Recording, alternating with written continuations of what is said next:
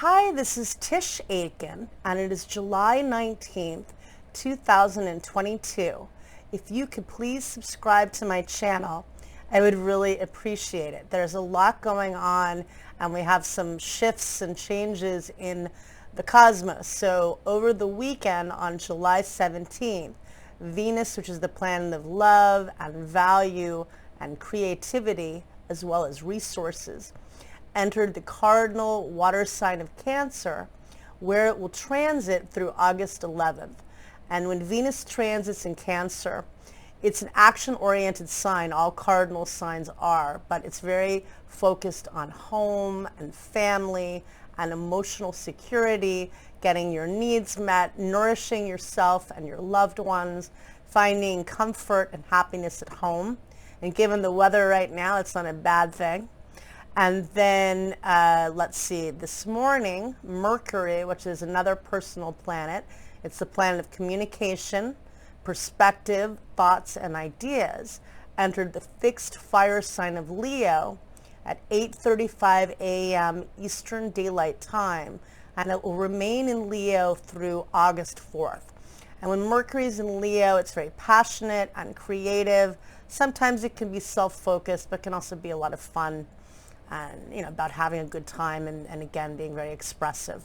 And so there's some fire in the sky. There's definitely Aries energy that's very prominent in the sky, because today Chiron, which is the wounded healer, stationed retrograde at 11:21 a.m. Eastern Daylight Time at 16 degrees and 26 minutes of the cardinal fire sign of Aries.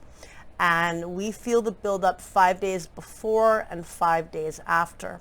And Chiron represents our deep wounds and how we can heal. And in Aries, it's very much about vulnerability, about self and ego and identity. And also, Aries is ruled by Mars. It's very fiery and feisty and passionate and enthusiastic, but it is definitely very fiery energy.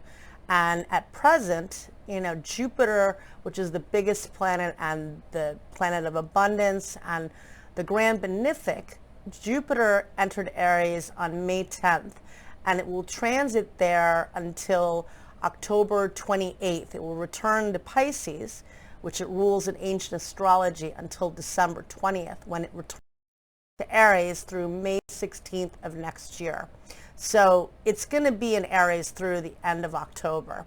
And it gets as far as 8 degrees and 43 minutes of Aries. It's going to retrograde on July 28th, which is also the new moon in Leo. So that's going to be quite a day. But Jupiter's expanding the very fiery energy. Chiron retrogrades today, but again, it's pronouncing the wounds. And Aries is a very powerful, fiery sign, but again, it can be vulnerability about self. Eris, which is the goddess of discord, and she's a very feisty one. Eris retrogrades on July 21st at 25 degrees of the cardinal fire sign of Aries, and that's not far off from where Pluto is. Pluto is squaring Eris, and was certainly a few years ago making exact squares, but they're still close enough.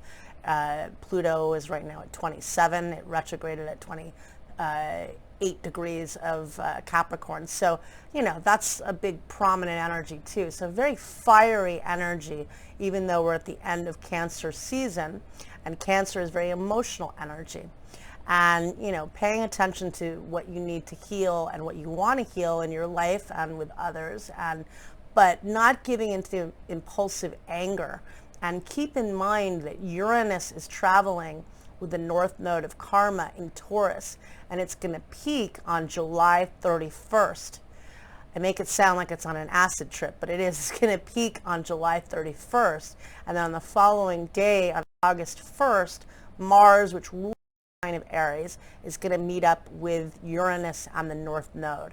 And what this means, I still have to figure out myself, because with Uranus, expect the unexpected. It's illuminating, it's enlightening, but it's also very disruptive and chaotic. Whatever you think it is probably going to be something else. You look at what it rules technology, it rules the internet, it rules social media. There could be big things happening in whether it's hacking or big outages, or I don't know. It definitely is probably bigger than that.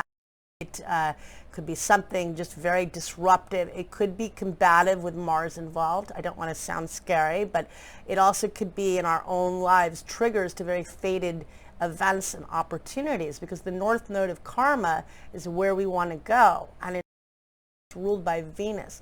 What do you want to create and bring value to your life? The North Node will transit in the fixed Earth sign of Taurus through July 12th of next year. And so Uranus also does not like being in the sign of Taurus, because Uranus is so unpredictable and chaotic and explosive, and Taurus is such a grounded sign that likes, things to move slowly and is patient and does not like all the chaos, so it is a difficult combination. And a lot of people, including myself, I know I've talked about it in the videos, are experiencing problems with technology and electronics. I know I am, and I'm still having issues. If anybody knows about Logitech, if they want to email me and reach out, if anybody has any knowledge, because I can't get a tech for the life of me. If I do, it's 24 hours more, and then I get another call, and then I get another ticket number. It just doesn't end, and I need to tech out Logitech on my new computer because I can't use it with the software, and the computer I'm using is about to break. So this is not a good combination, and I'm trying to research other good cameras. If people have good suggestions of fairly reasonable cameras that they use for making videos, I would love to hear that, because I'm very disheartened by my experience with Logitech right now, I got to admit. And I do think it's a great program, but I can't get anybody on it. I'm not trying to bash anybody, but it's frustrating. And so we're all dealing with things right now where this kind of unpredictable, frustrating energy, and how do we be creative in instability, which is really something we've all been grappling with this whole time, the last few years, since Saturn entered Aquarius briefly on March 23rd of 2020 in the epoch of Capricorn, when we were really dealing with lockdown and restrictions. Saturn is literally restrictions, but it's transiting in Aquarius now, and it does rule Aquarius in ancient astrology, and the modern ruler is Uranus, which is going to retrograde next month. It's at the degree, it's at 18 degrees already, and it will retrograde on August 24th at 18 degrees and 55 minutes of Taurus. And so this Uranian energy, so prominent, working with the North Node of Karma, being very unpredictable, and yet I think in a way it's impelling me to do this even more, because I'm not going to give up. It's very frustrating, but I want to do something creative. North Node and Taurus. What's the unpredictability for you that you're working within to create your own vision of what you want to do? And that's where we're struggling in a very turbulent time, and on the collective level, because the North Node of Destiny represents our collective future. What does this mean for all of us as a world and as a country? Is something really big going to happen that changes our collective destiny? Is there a great enlightenment that happens when people are so divided? That probably won't happen overnight. There could be something shocking that opens up our eyes to things. And often if you experience a Uranus transit, it can initially be very disruptive and not feel fun, but it can really liberate you from things that are stifling or are no longer working. It's usually not as emotionally dramatic as like a Pluto transit, for instance, but it can be very chaotic, and it can be very unpredictable and explosive. So we're going to see. I'm going to think about it more. I have to deal with that too. But I wish you all a lot of luck.